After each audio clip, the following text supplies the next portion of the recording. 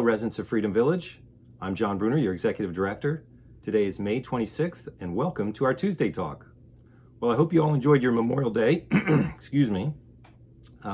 Certainly not our typical Memorial Day, but Ray Walsh produced a very nice program for our channel 1970. If you had a chance to watch that, I think it was a really great program. I know we'll be replaying it. We had some audio and video problems on channel 1970 over the weekend, but we will be replaying those. Wanted to share with you a little bit of information about what's in the news. I'm sure you're all following Governor Wolf and all the phases for reopening, and as you might have heard, our county is planned on going to the yellow phase on June 5th. So you might be asking, what does that mean to Freedom Village? Well, not a lot right away. As a matter of fact, today I'm going to be meeting with our Resident Advisory Council to review our LCS's and Freedom Village's phased reopening plan. But as I've talked to you about before, our reopening is going to be significantly slower than the general community because of the population we serve.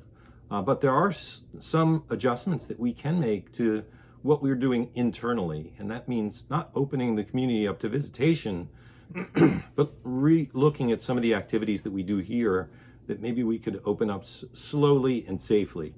So I'll be sharing that and reviewing those options and discussing them with the Resident Advisory Council today. And soon we're going to start to share that with you as well and try to introduce some things that we could do here safely that make a lot of sense to keep us engaged. So on today's talk, we have Greg Welch, our Director of Resident Services. He's going to talk about dealing with stress in these difficult times.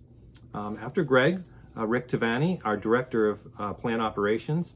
He's going to be talking about some of the great projects he's working on, sprucing up the community for the springtime with all the beautiful weather we're having. Nicole Rosella, our Director of Sales and Marketing.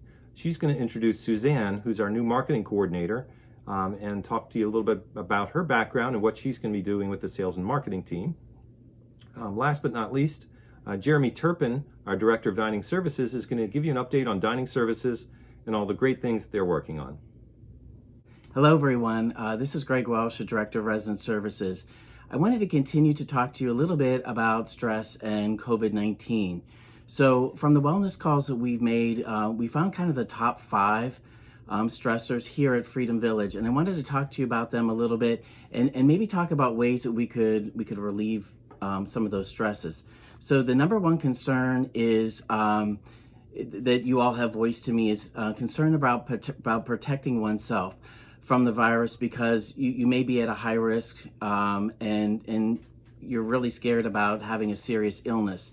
So the number one, protecting yourself, that's really easy. You can always, as you know, stay in, be sure to social distance, which is staying 6 foot from another person, wear a mask, and always wash your hands. So that one, I know that you all are doing a really great job, and I thank you all for that. Currently, we have no COVID-19 issues here in independent living, and we hope to keep that. So that's a lot to do with your great attention to the hygiene piece and social distancing. So I thank you for that.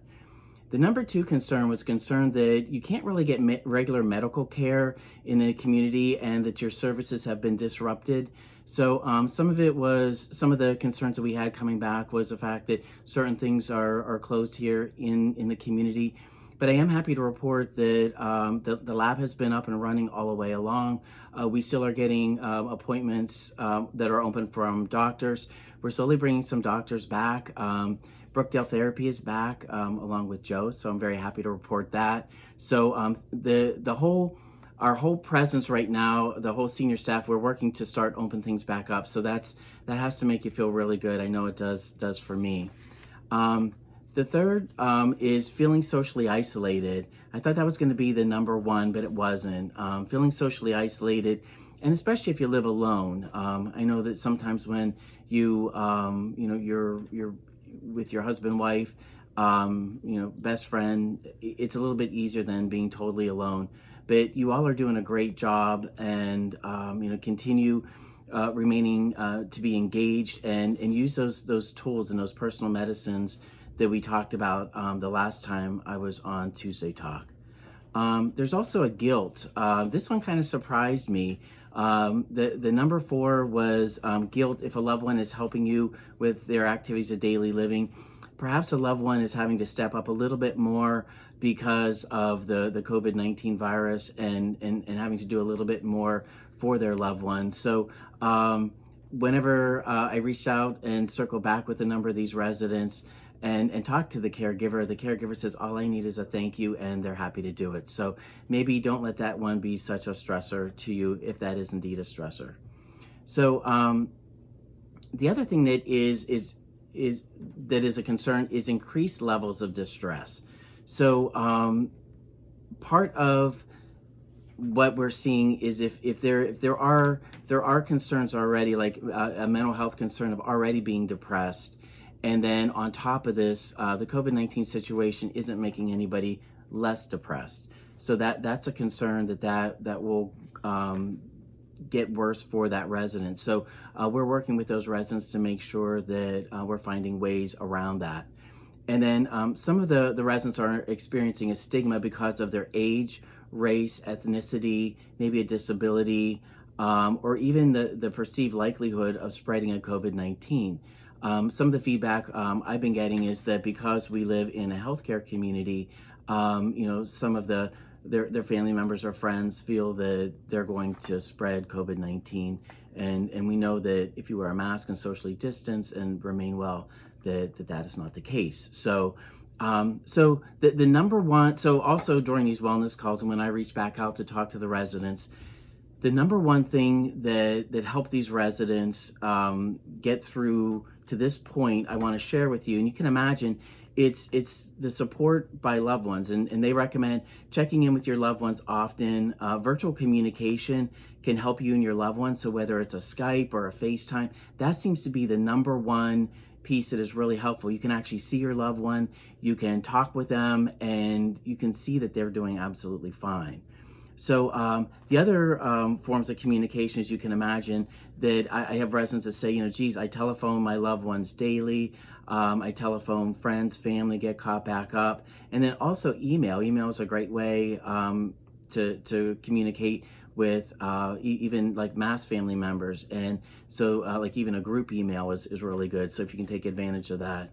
Mailing letters and cards. I know we don't often think about something that we call snail mail, but how nice it would be to get a letter or a card. And I know that our residents here are continuing to make sure that birthday cards get out to residents, and just like a little hello and thinking of you cards. They really mean a lot.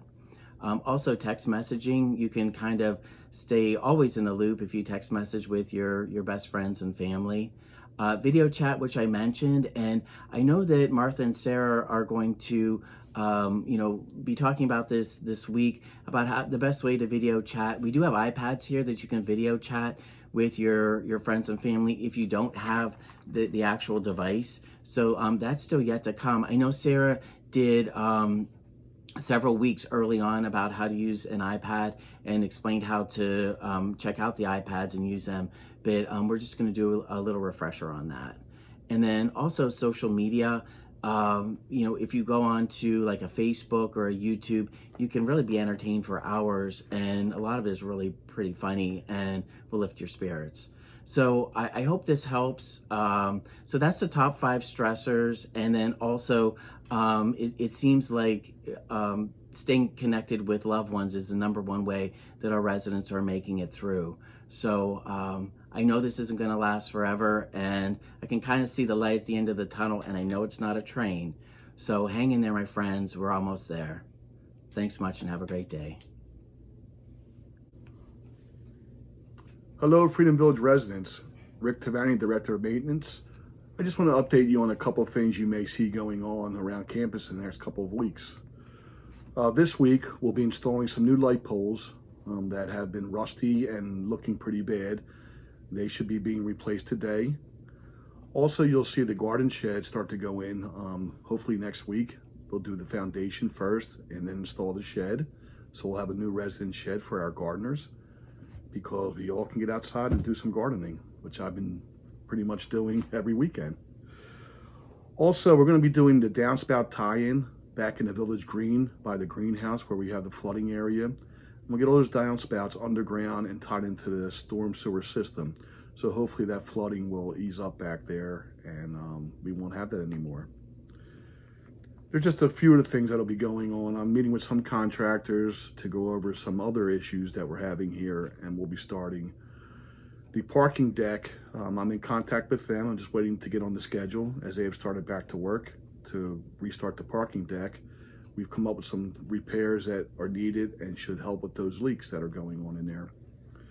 And then also just a reminder about the work orders. Again, maintenance is only coming in for emergencies. Some examples of emergencies are clogged toilets, running faucets, problems with your computers and or phones. And there's some of the emergencies that we will respond to. But if you do have any questions, please call us and call Diana Pester. She's the new administrative assistant for maintenance, and she can answer any of your questions.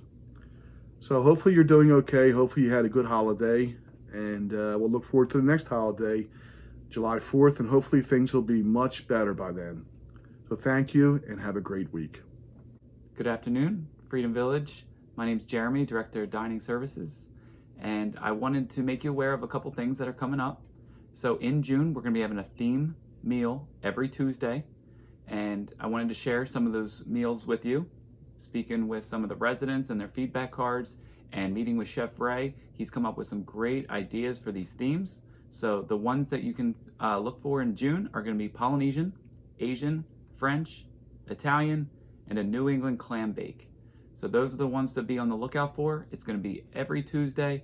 There's going to be a selected menu for it. We're still finalizing all the details on how the items will be selected, but there'll be more to come with that. I hope everybody had a great Memorial Day. We definitely miss seeing you, your faces and your families, but we hope that you enjoyed the meal and the picnic items that you got. So I hope to see you soon. Have a great day. Hello everybody, my name is Suzanne Cook. I'm new to Freedom Village. I'm going to be working in the sales and marketing office. I have a real estate background. I actually might have worked with some of you in the past. So if you see me around, make sure that you say hi. I love seeing all of you. I am originally from Northern Virginia, but I have lived in the area for the last 5 years. I have 2 children, 2 boys, and I'm married, and I look forward to, spending my days with you guys and seeing you around the halls. Bye. Thank you all for joining us on today's Tuesday Talk. As I say every week, I really miss you all. We look forward so much to the time when we're all together again and can enjoy each other's company in a safe way. Soon it will come. I'm always optimistic, even though soon might be different to different folks, but I know it's coming. Slowly, over time, we will start to see some normal resumption of our life that we used to know and love so much here at Freedom Village, but we want to keep you safe. As you've heard on my updates at noon and from my memos, we still continue to have no cases of COVID-19 here in independent living, which we're really proud of and happy for, and we hope to keep that way. So thank you all. Have a wonderful day and be safe.